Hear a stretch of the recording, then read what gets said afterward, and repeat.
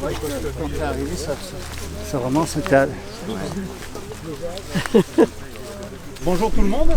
L'honneur et la responsabilité d'ouvrir ce week-end concernant la forêt. Donc on commence par l'agriculture. Normal. Voilà. Pourquoi la forêt va mal, peut-être parce que l'agriculture nous y conduit.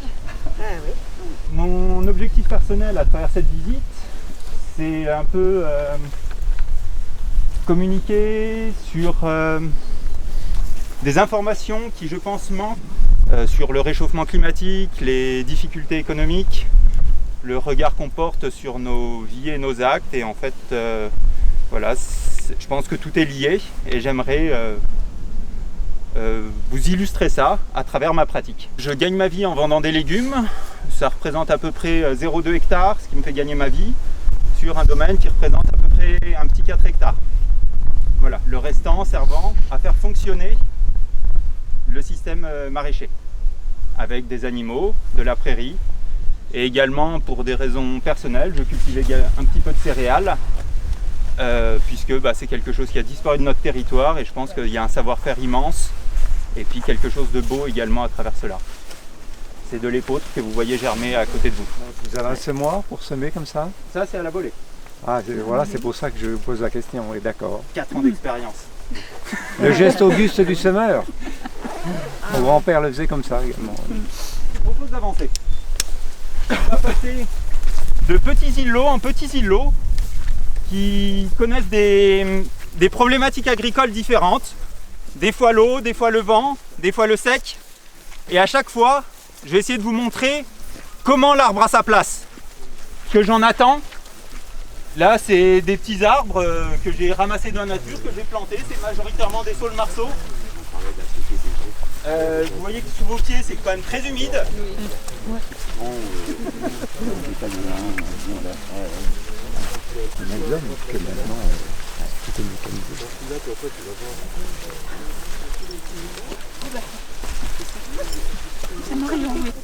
Alors ici, nous sommes dans une première zone très humide. Il y a plein d'eau qui dégouline, qui sort à peu près au niveau de vos pieds, jusqu'au niveau de mes pieds. C'est une très grosse problématique pour pouvoir travailler la terre. Déjà parce qu'elle est souvent humide. Et deuxièmement parce que ça induit des phénomènes de lessivage, de pollution et d'érosion. C'est-à-dire les 3 choses que l'on fait aujourd'hui avec des grosses machines et des engrais. La nature, elle sait le faire aussi si on ne cultive pas au bon endroit. C'est-à-dire ici. Mais ici, c'est fertile. Et le maraîcher, il a son origine dans la mise en valeur des marais, justement. On doit donc domestiquer l'eau. L'eau, vous avez vu, ça sort là. Donc, on peut creuser des fossés, mais malgré mes fossés, c'est encore pas suffisant. Et là, il y en a beaucoup de l'eau ici. Contre la clôture en partie basse, si jamais j'ai des phénomènes d'érosion, c'est pas encore complètement terminé, mais j'ai implanté des petites boutures de saules qui peuvent aider à retenir tout ce qui voudrait partir. Et après, certes, c'est un gros travail de le ramener dans le champ, mais au moins, c'est pas une perte définitive. De la même manière, tous les flux d'eau qui seraient chargés de nitrites et de polluants pour les nappes, le saule, il l'épure. Alors si on avait 500 mètres de champ, c'est pas une petite haie de saule qui permettrait de fonctionner. C'est parce que c'est à petite échelle. On n'est pas à l'échelle des gros tracteurs. On se met à avoir un vent très sec, une espèce de faune qui nous fait souffrir. Et l'arbre, il va aider à climatiser en limitant le vent, en allant chercher de l'eau profondément, en la remettant dans l'atmosphère la nuit. Et ça, les plantes, elles l'apprécient. Quand on a une lisière forestière, je vous assure, quand le soleil passe de l'autre côté en été, je vois les plantes qui se mettent à respirer dès que l'ombre arrive dessus. Elles relèvent les feuilles, elles disent ouf. Pour information, ça ressemblait pas à ça ici il y a 3 ans. Là où vous êtes, c'était un champ d'épines, avec des épines qui avaient plus de 15 ans. Donc c'est pas pour massacrer les épines que je les ai enlevées. C'est plutôt pour justement mettre en valeur un patrimoine. Et les épines, elles ont leur place. Il faut aussi que nous, on ait notre place. Et les épines, donc pour l'instant je les ai fait reculer, et elles vont réapparaître dans le mur, ce mur qui avait disparu, qui n'était du coup plus un habitat pour les petits animaux, redevient un habitat, puisque désormais il chauffe, il est de nouveau accessible. Ça redevient un espace de biodiversité très fécond.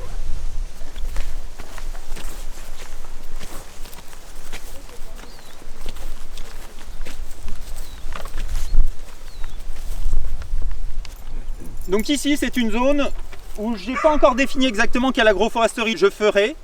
C'est une petite zone que je laisse en attente, justement pour pouvoir encore rêver dans les années à venir. Voilà, ici je sais qu'il va y avoir quelques cerfs qui vont venir et c'est bien de ne pas vouloir tout d'un coup. Ça marche pas. Et ben, on peut continuer, vous pouvez marcher. Là, c'était un champ de blé ancien. Une expérience très très ratée. Tout a versé par terre. J'ai presque rien récolté. J'ai juste sauvé un peu de semence. Et il faut les faire ces expériences. Parce que sinon, on reste coincé dans la peur et justement le sentiment d'insécurité. Un peu technique.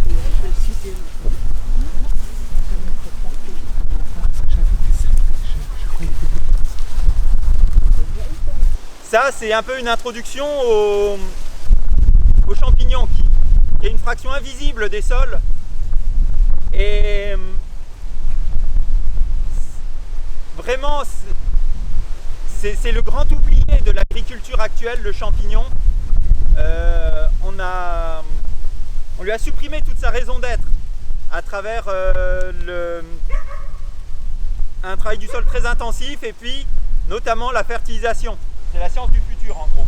Donc aujourd'hui tout est expérimental, échec, prospection. Du coup c'est quand même assez fascinant. Et il ne faut pas non plus trop y croire, quoi, sinon ça devient une religion. J'ai eu une petite apparition de pucerons, je me suis dit génial, ça va faire venir des prédateurs. Donc j'ai laissé faire. Les pucerons se sont un peu répandus, les côtes de bêtes ont commencé à dire oui j'ai mal. Bah du coup là désormais j'ai des pucerons sur les 24 mètres de long et j'ai perdu 15 ou 20 pieds de côte de bête au milieu. Mais peut-être que ça y est, les prédateurs ils y sont, enfin. C'est une question de temps de réaction.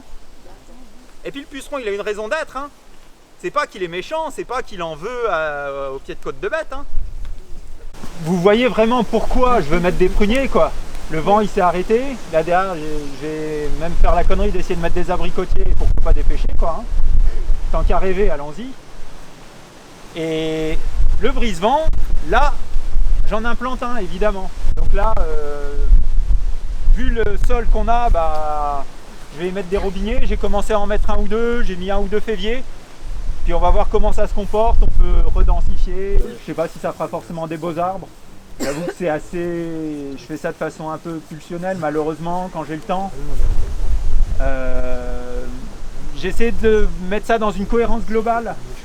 Et je fais pas ça sous forme de chantier très très organisé parce que j'y arrive pas en fait. C'est tout simple. Voilà. Et les deux ormes que j'ai plantés, ils sont très beaux. Et c'était les deux auxquels je tiens le plus. L'orme, vous savez que c'est un arbre qui a disparu, hein. Voilà. Dimanche, nous allons passer sur un chemin. Il y a un petit orme comme ça qui a germé au milieu. Il est condamné, le pauvre. Je vais le prendre, hein. Ça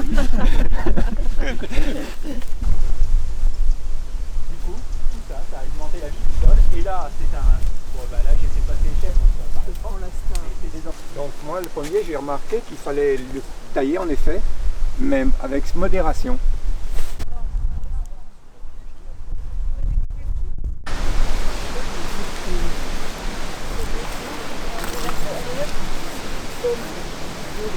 Pour la couche supérieure, pour orienter les... Mais je pense que oui. Je pense que oui, c'est pareil. Et puis celle-ci a l'air d'être assez tassée pour survivre au vent. Enfin, il a juste mis un petit bâton là. Oui, voilà, c'est tout. C'est tout apparemment. Elle s'est pas fait souffler. Ben, ça représente un poids aussi, donc...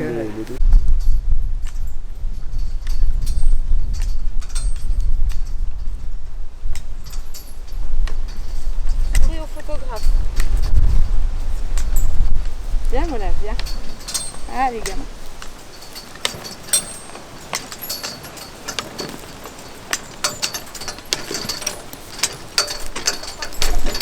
Arrière.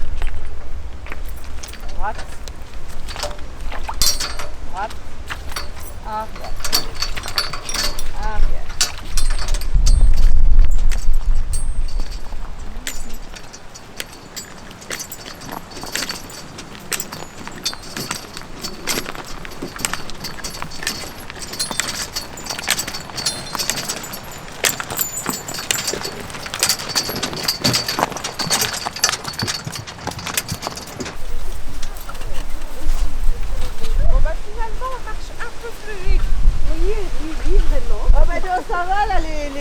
fesses là, les bonnes.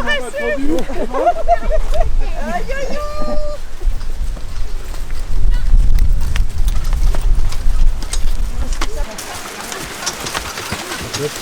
Alors là, je me dis la gueule.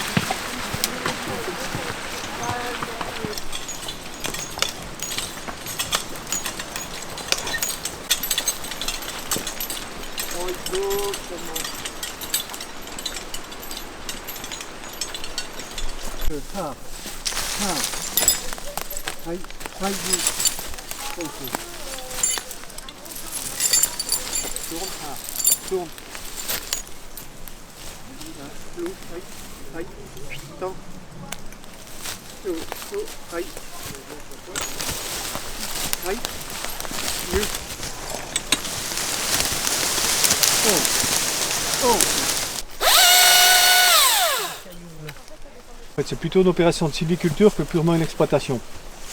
On aimerait bien c'est redonner un petit peu de lumière, là c'est pas assez encore, mais en plusieurs opérations, de façon à ce qu'il y ait de la régée naturelle qui reparte, et surtout en régée de feuillus, pas de hêtre, mais des essences intéressantes pour la diversité, c'est-à-dire que ça reparte en alisier, en sorbier, en érable, voire en tilleul, parce qu'il y en a très peu. Et après ça permet de repartir aussi à des sapins, mais les sapins n'ont pas besoin de beaucoup de lumière, donc de se mélanger un peu au reste. Il y a aussi quelques épicéas pour qu'il y ait un peu toutes les essences.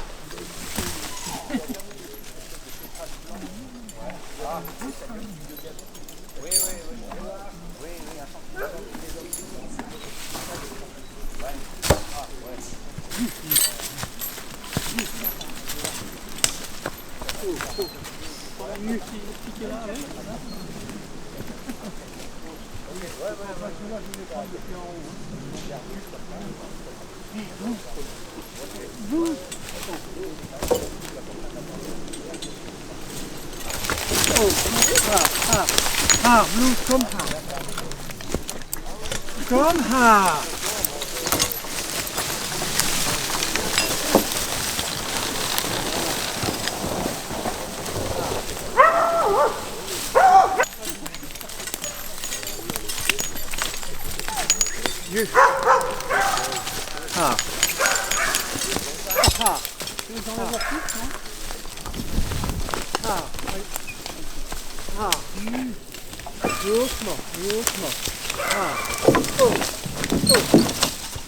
Recule.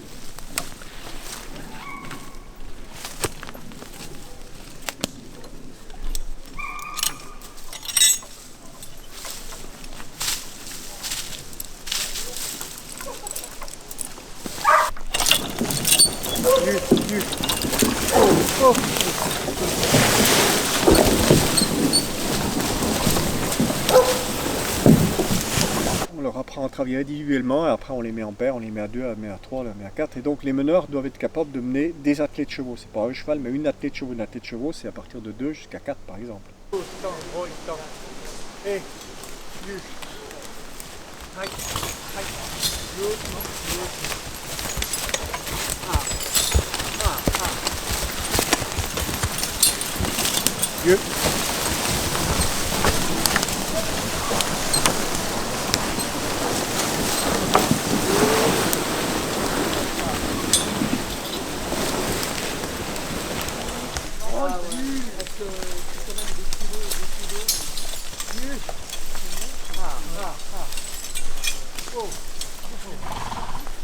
Hoi, haar. Haar encore. Nu planté, haar.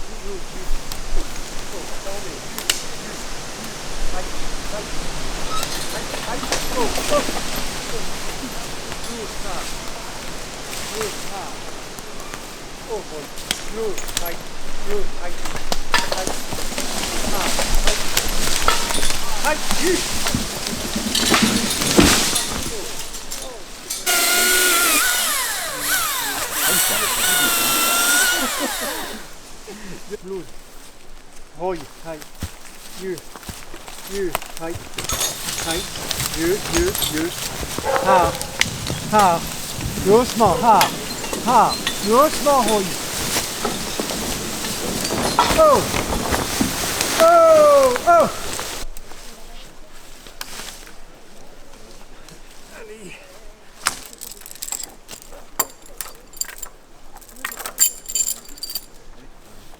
Mieux pas. Doucement. Oh, oh, oh, s'il te plaît. Là. Oh, ha. Aïe. Ha, aïe. Oh. Ha, comme ça. Doucement.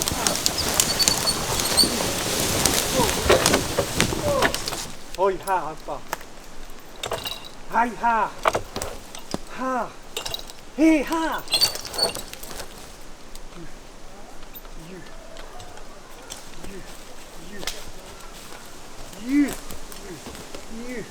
Aïe, ha, ha, rate pas. Rate pas, Et puis après, il y a toute la question de l'utilisation, de savoir dresser les chevaux, d'avoir du matériel adapté. On a des contraintes techniques selon le sol, selon la grosseur des bois. Donc on ne peut pas se contenter de travailler qu'avec un seul cheval. Loose, bouge. Aïe. Aïe, loose. Hé. Ah, loose. Vas-y. Aïe. Ah. Oh. Ok.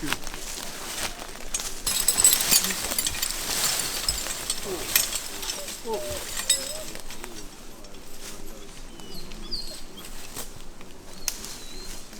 Ah, allez, bouge. Ah, aïe. Aïe. Hey. You.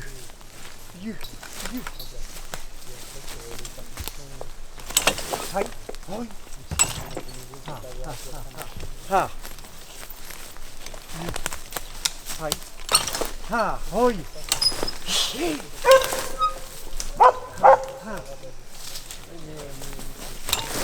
Aïe. Vraiment.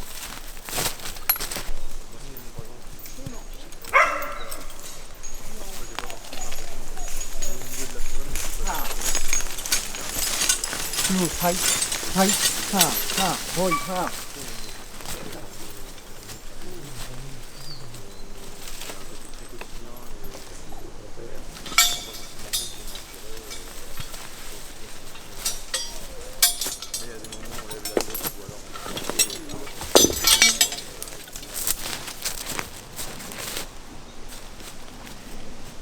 Fais gaffe. Aïe. Le- L'eau, s'il te plaît. Aïe.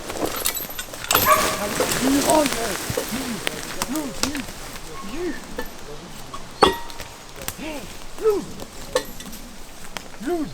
Aïe.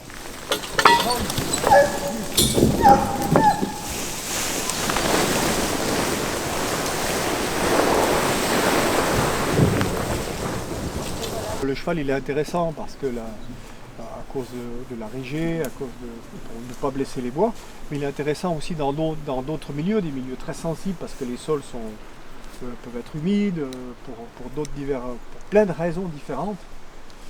À chaque fois qu'on fait intervenir les chevaux, en général, on n'a quasiment pas de dégâts, enfin ça peut représenter 1 ou 2%.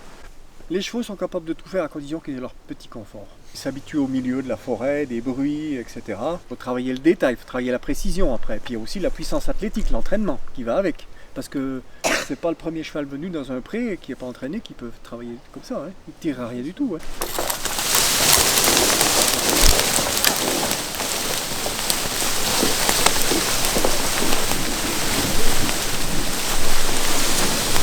Allez, c'est tout bon, on avance.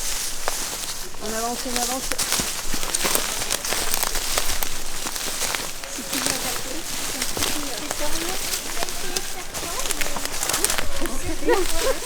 Puis au départ, je redis, du coup, on était plutôt l'idée d'une marche-plante. Et puis, plutôt en silence, donc si, juste par un petit geste, si quelqu'un, votre voisin, a envie de parler, que c'est pas ok pour vous, juste par le petit geste, voilà, vous lui signifiez. Pour profiter pleinement. Donc on va avancer un petit peu.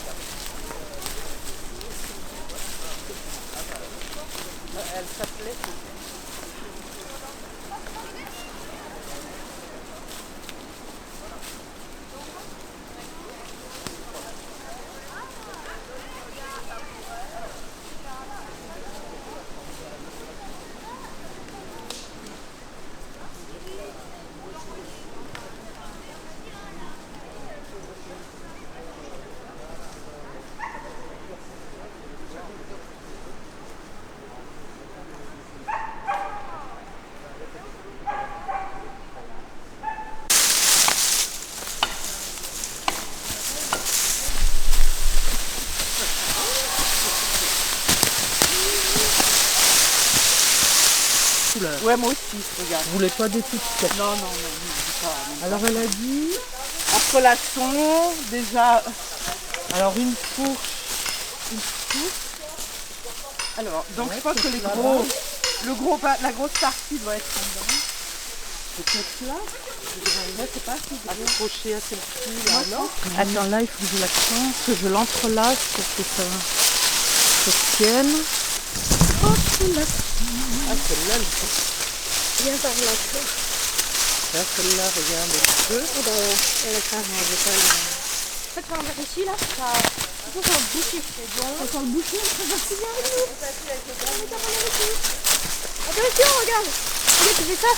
Tu prends un gros paquet et tu poses. Ah bah, il est trop là. Non, il est là. Hop, ça.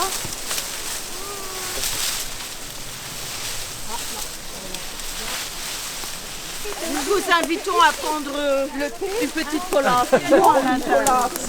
Donc il y a plus d'un autre. Champagne. Ah, et je suis debout. Ah oui, non, mais voilà. Ah ben, Là pour prendre les photos. Mettez-vous voir l'entrée, là, tu sais, les deux petites têtes là. Bah oui. il a pas étudié 5 ans, il a l'université avec nous. Hein. Ah ouais. C'est pas l'université de la forêt naturelle, mais spécialisée dans les musées. Parce que là, c'est un peu scientifique, un peu sauvage. Là, il y a presque une unité. Ils m'ont fait croire, au cas du Coronel, qu'ils avaient tous disparu. En fait, maintenant, ils disent à tout petit peu. Bah oui, normalement.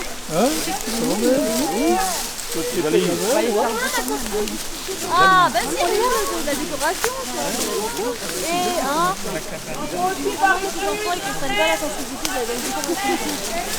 Alors ici aussi, on a besoin d'aide. Là-bas. On a besoin d'aide ici. Ah bah oui, bouger les trous, on a encore des petits trous, des courants d'air.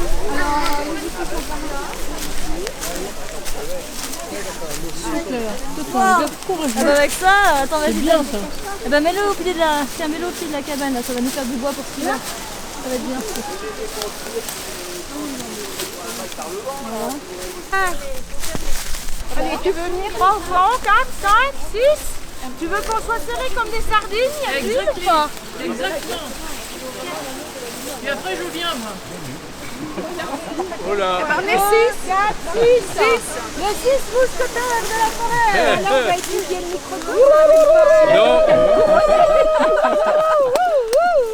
Bon, on a chaud, on est bien au chaud. C'est très spacieux. On a chaud. Ça nous a bien réchauffé. Oui, c'est maintenant une petite mousse. Oui, un petit matelas de mousse. Ouais. S'allonger. Nous nous sentons en sécurité. Ouais. On voulait Caché. faire le feu, mais c'est pas nécessaire. Le loup ne pourra pas. La chaleur humaine suffit. Oui, la chaleur humaine suffit. Donc tout va bien, on est bien. Hein, on est un bon petit groupe finalement. Oui, le loup peut venir. Le loup peut venir, nous allons nous entraîner. Laurette est la première. Ah mais le loup arrive. Au hasard. Le loup arrive avec son appareil photo.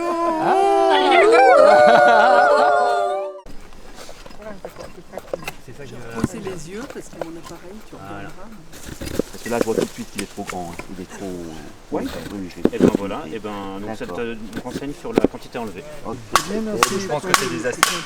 Voilà, en tournant un petit peu. Des instruments qui se sont améliorés. Tant que ça dépasse, on peut recouper ensuite. L'idée, il va y avoir un autre. Ah bah, j'ai pas dit que c'était plus simple. Avec l'aiguille standard. Arrête-toi une seconde, fais un quart de tour en arrière. Là. Moi je vais l'incliner comme ça et toi tu vas rester vertical de manière à mettre l'angle du pied. Ah bah tu t'éclates là au copeau, là, c'est magnifique. Ça va être plus compliqué, mais mettre un petit angle, un peu comme sur une guillotine, si tu vois comment ça fonctionne. Sinon, si vous voulez, on peut terminer le trou là. Comme ça, Ah oui. il y a des tabliers qui sont plus ou moins adaptés à cet outil et c'est pas forcément le tablier qui est adapté, mais voilà. Ouais, je suis bonne là. Le travail, ça donne chaud. Oui, c'est pas mal, c'est pas mal. C'est pas mal. Ok, alors un deuxième. Voilà. Alors, tu fais comme ça. D'accord. Comme il faut. Ah ouais.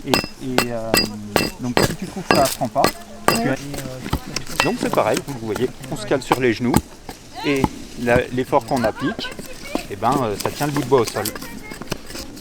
Quand ça mord pas, c'est qu'on est face à un trou, et quand ça mord, c'est qu'on est sur la bosse. Donc on peut y aller un peu à l'aveugle. Oui, voilà, comme ça. Être en appui, quoi. Être en appui, exactement. D'accord. Et puis après la plane, si tu as l'habitude, il faut passer le nœud, ouais. Et puis tu peux aller jusqu'au bout, normalement tu peux pas te... Tu peux pas te blesser. Tu peux pas te blesser, ouais. Elle est ressortie ? Elle est re-rentrée, ouais. Ouais, avec les efforts. C'est pas grave, on va passer à autre chose. Parce que donc ceux-là, ils n'ont pas été obtenus par découpe, mais par fendage du bois. Ouais. Ça, c'est assez magique. À toi de juger. Et oui, ça... Tu fais le topo qu'il faut. Et non. Bon, ben voilà. C'est une question de patience et d'expérience, effectivement. Ça continuerait beaucoup. Ça va ? Super, merci. Bon. Le match a été bravo. Ou un tronc. Moi je dirais D'accord. les creux sous un tronc. Ils sont tous tombés Ah du bah ciel. voilà. Ah bah ça tu peux peut-être le mettre au tout Oui. début, au tout dessus. Et c'est pour ça que certains se nourrissent encore de nuages. De nuages. Oui. Alors t'imagines que le premier groupe se nourrit des nuages qui sont blancs. Et puis que l'autre, quand il y a des nuages noirs, Il leur donne un aspect Oui, c'est vrai ça. Et ils sont bien tombés à l'envers. Hein. Oui. Alors naissance, je mets ça dans quoi? Description? Non. Pour la meilleure alimentation coutume là. Ouais. Les petits trous et je pense qu'ils Dans doivent se mettre dans les lésirs. Il est tombé là et finalement tu en as peut-être de la tribu d'à côté qui se sont sentis près de lui, qui ont voulu l'aider et qui finalement ont pris un peu de sa sagesse et l'entourent pour aider les autres. Ils vivent peut-être sous les feuilles, sous un tapis. Je pense que ce serait ça. Ouais, donc on peut mettre ça peut-être dans. Ça peut. Oui, ou histoire et légende. Histoire et légende, tu peux continuer là. Ouais, ça continue d'avoir. C'est toujours ceux qui viennent d'ailleurs qu'on trouve mieux, quoi. Voilà. Donc on dit qu'il est tombé de son c'est nuage. pas toujours Pourquoi vrai. lui, il est le seul survivant de sa planète? Parce qu'il s'est sauvé, parce qu'il est parti, il est tombé du nuage. C'est un peu une intelligence, donc pour les autres, voilà l'intelligence, ils veulent en profiter par le fait. Alors le grand sage. Il a quelque chose de... Quand on a dit qu'ils sont tombés du ciel à l'envers et qu'ils se nourrissent de nuages noirs, ce n'est que le grand druide. Et le grand druide, après, a appris à ceux qui sont venus à se nourrir de nuages et il leur a appris, enseigné sa sagesse, ce qu'ils savaient, pour pas que leur monde soit détruit comme son monde a été détruit par le feu. Voilà, c'est bien. Là, c'est bien. D'accord. Oui. Bon, faut écrire ça. Bon. Et alors, le grand sage, alors je vais faire un petit trait parce que c'est plus ce qu'on a écrit. Il est tombé du ciel. Et finalement, un petit groupe l'a rejoint dans un espace, parce que lui, donc, comme... Mais d'une planète détruite. Hein. Oui. Eux, ils se nourrissent de nuages noirs. Voilà. Hein? Parce qu'on a le grand sage, les lutins sages, ça fait une hiérarchie, et ce groupe forme les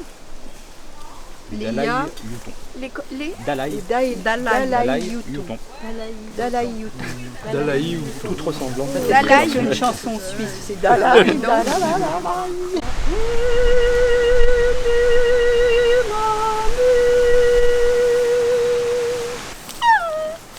Il était une fois un trou. Il était une fois au bout de ce tronc. Chaque jour, le petit garçon grimpait à son tronc, se balançait dans ses branches.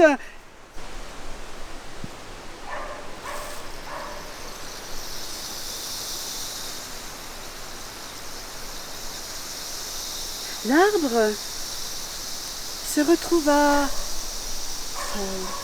Elle espérait. C'est alors qu'un matin, il aperçut tout au bout du chemin, il aperçut une casquette. Et sous cette casquette, une silhouette. Le petit garçon cueillit toutes les pommes une à une, il en remplit une des cagettes, une multitude de cagettes, et il partit quelque part gagner de l'argent pour s'acheter ces trucs, ces machins, ces bidules, ces chouettes. Mais quel bel homme tu fais, mon garçon! Comme tu es grand, comme tu es robuste et comme je suis heureux de te retrouver. Reviendra-t-il me voir? Et le temps, continuait bêtement à passer encore et encore. Très guère de force pour grimper un tronc, à vrai dire. Vois-tu, arbre mon ami, ce que je voudrais maintenant, c'est me construire un bateau. Et le temps passa. Encore. Et encore. Et encore.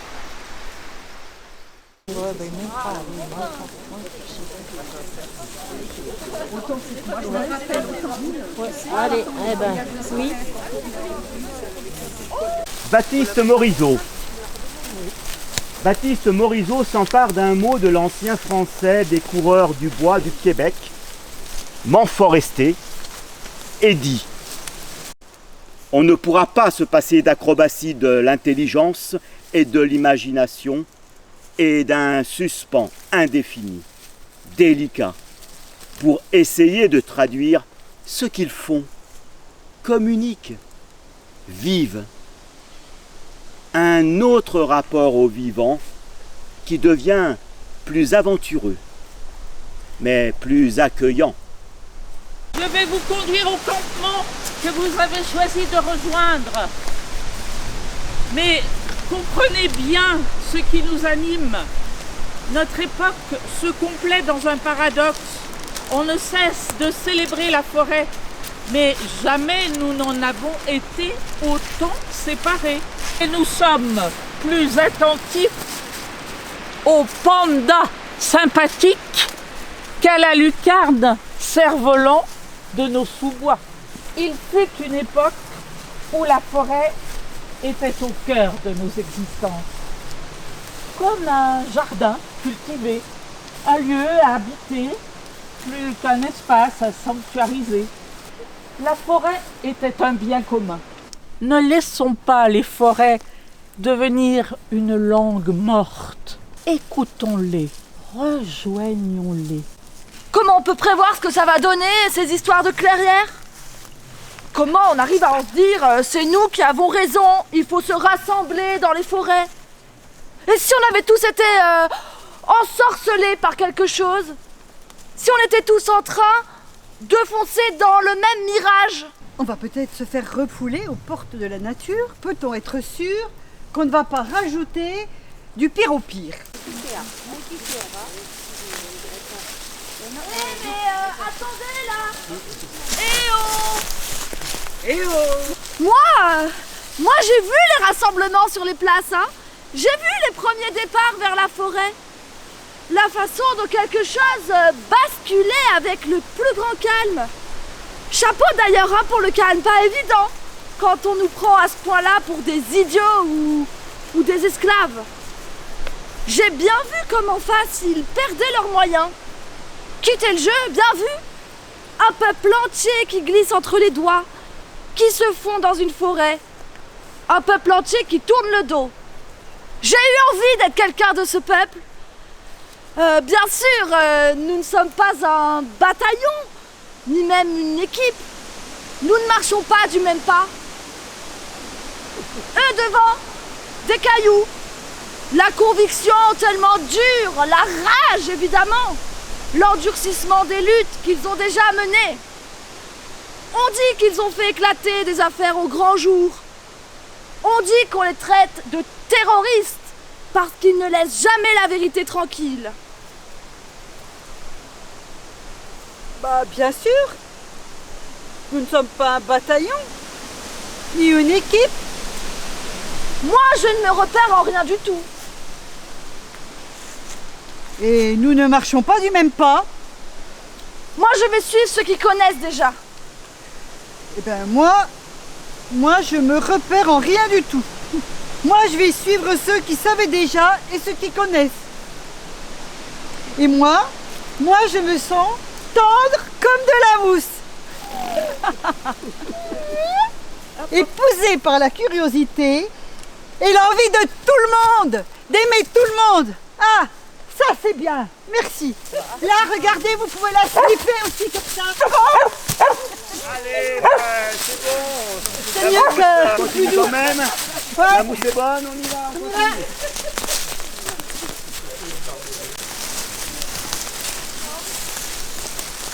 Arrêtez-vous. Arrête. Arrêtez-vous. Bouge plus.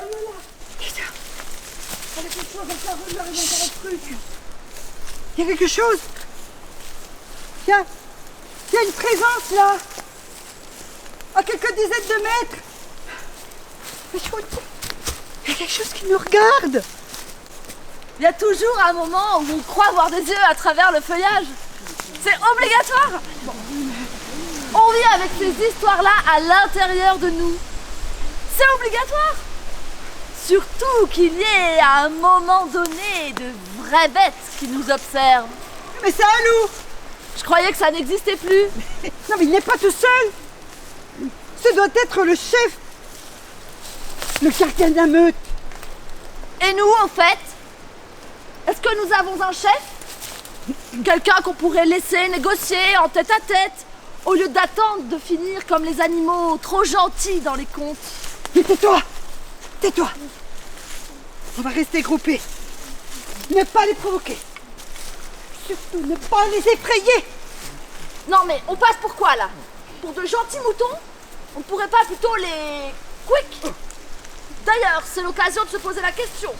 Personne n'a pensé à prendre une arme, quelque chose de sérieux pour nous défendre? Mais tais-toi, tais-toi, tais-toi. Sinon, c'est toi qu'on envoie à leur rencontre.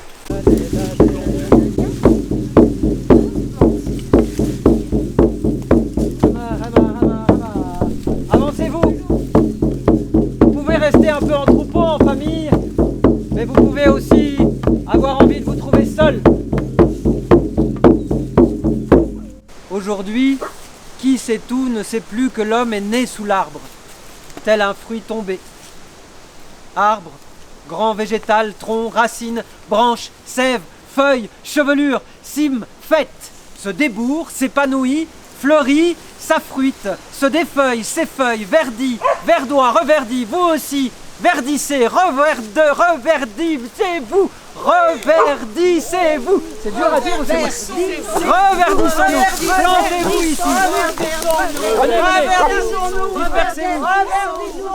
Reverdissons-nous, reverdissons-nous, reverdissons-nous, reverdissons-nous.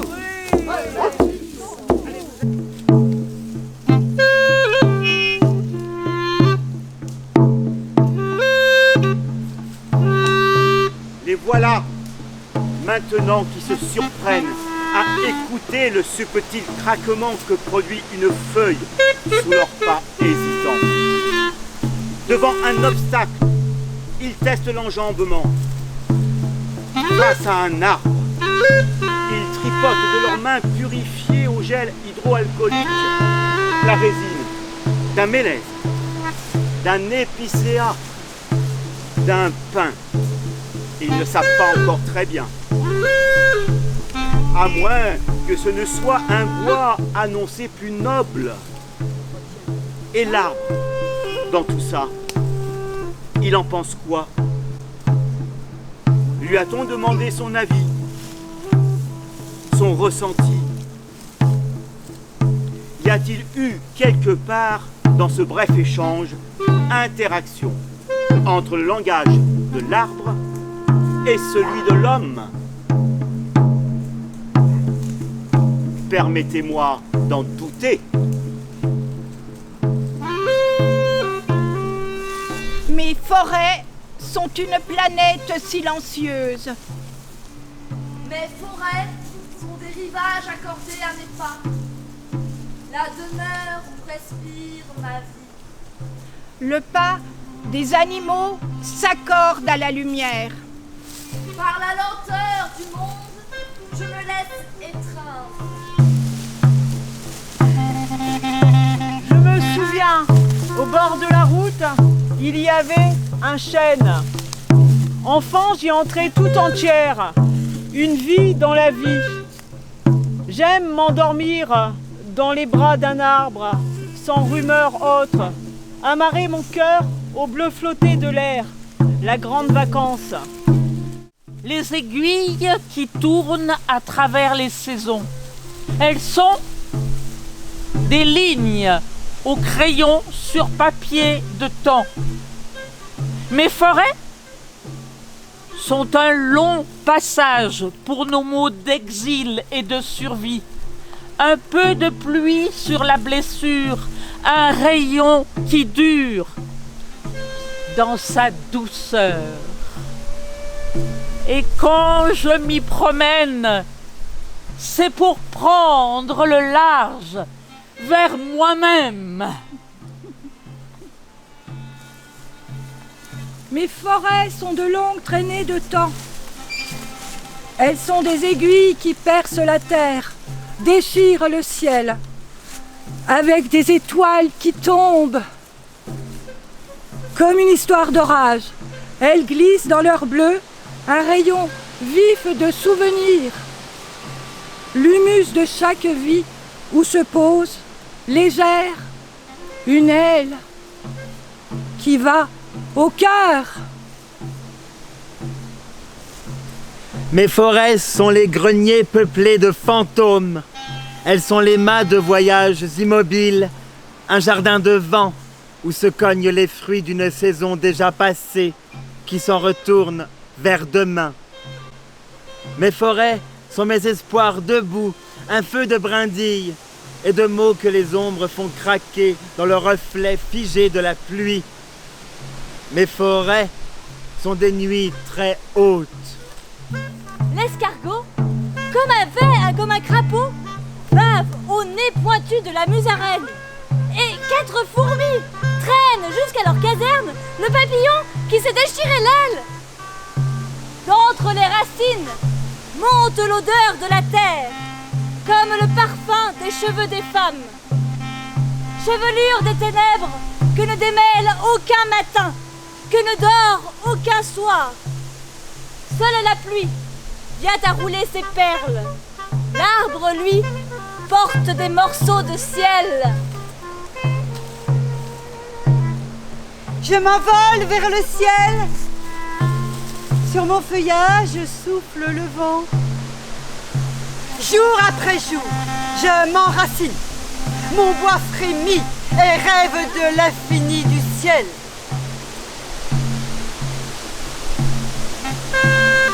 Lumière du matin, sur mes branches, caresse de mes anges.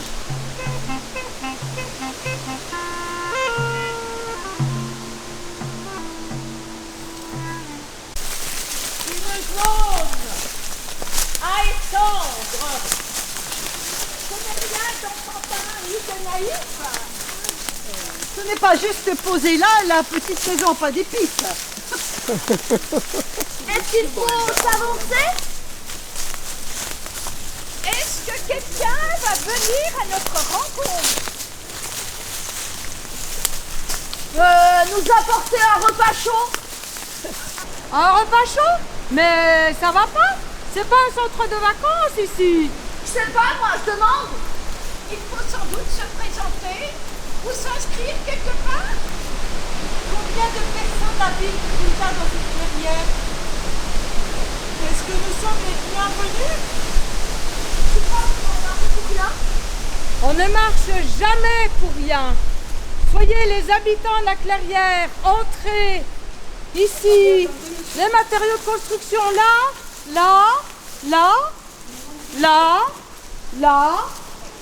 enfin un peu partout. Est-ce qu'il faut construire soi-même sa cabane? Mais bien sûr, et ensuite il faut la déconstruire avant de partir. Il faut construire soi-même sa cabane, là. Tu vas faire ça avec ta cabane. Oui. Comment tu vas la construire ta cabane? Mais moi, là-bas. Je ne sais pas faire. Hein. Je n'ai jamais appris à faire quoi que ce soit de mes mains, avec des murs, des planches, du bois ou avec des écorces, rien. je n'ai appris qu'à acheter, louer, payer pour un service. Et quand je ne pouvais pas payer, eh bien, attendre, se passer d'eux, soustraire, faire sans. Chacun complète et les abris poussent. Et ben on y va. Allez, au boulot. Allez, au boulot. Un arbre. Je ne peux pas dire quelle langue parlent les arbres. Je ne me suis jamais approché d'assez près pour le savoir. Mais ils parlent une langue d'arbre. Sinon, comment ils feraient les petits arbres tout perdus dans la forêt? Ils ne pourraient pas retrouver leur papa, leur maman. Et dans les écoles d'arbres, comment ils apprendraient? Et quand ils n'aiment pas les cochons qui font parfois leur nid dans leurs branches, comment ils leur diraient de partir? Et les écureuils qu'ils aiment avec leurs chansons douces, comment ils leur diraient de rester? Pour bien pousser, l'arbre a besoin de soleil. Il aime ça. Il étend ses branches et il prend le soleil. Quand les chars approcheront, un grand silence tombera du haut des arbres. Les pistes seront brouillées, les chemins auront pendant la nuit fabriqué de l'égarement. Des bataillons entiers stagneront dans la boue. La seule chose qu'ils pourront faire, c'est s'allonger tout d'un coup sur la mousse, la tête sur le bras, les jambes abandonnées et le visage tout entier habité par un rêve. Ou alors seulement s'occuper du costume, enlever l'uniforme, tricoter avec des feuilles une autre sorte de toge. Au bout de la nuit, ils se seront déshabillés de toute idée de combat. Ils reviendront en ville, un peu rêveurs et mystérieux, et ne raconteront rien. J'ai avancé dans la forêt avec un petit groupe d'éclaireurs, avec les coordonnées exactes de la situation de la clairière. Informateur fiable, enquête préliminaire, renseignements généraux, mais au point de longitude et de latitude notée, pas de clairière. Et au bout de chaque chemin, aucune clairière, aucun être humain, envolés comme des oiseaux, et aucune organisation. Et même à la fin de la forêt, c'était encore la forêt. À la fin de la forêt, c'était encore la forêt. Et après mission quadrillage, c'était encore la forêt. Et après mission abattage, c'était encore la forêt. Et après mission dynamitage, c'était encore la forêt. Et après mission incendie, c'était encore la forêt. Et après mission bétonnage, c'était encore la forêt. Et après mission répression, c'était encore la forêt. Et après mission surveillance, c'était encore la forêt. Et après mission matraquage, c'était encore la forêt. Après mission encerclement, c'était encore la forêt. C'était encore la forêt. C'était encore la forêt. C'était encore la forêt. C'était encore la forêt. C'était encore la forêt. C'était encore la forêt. C'était encore.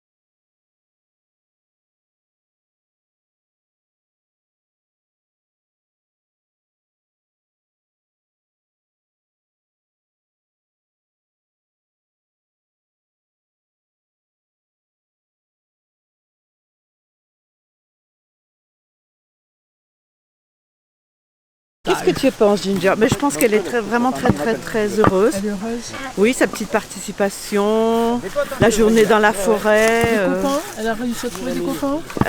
Les copains, elle les aime pas trop. Ils viennent toujours l'embêter. Elle aime comme maman. Voilà, allez, au revoir.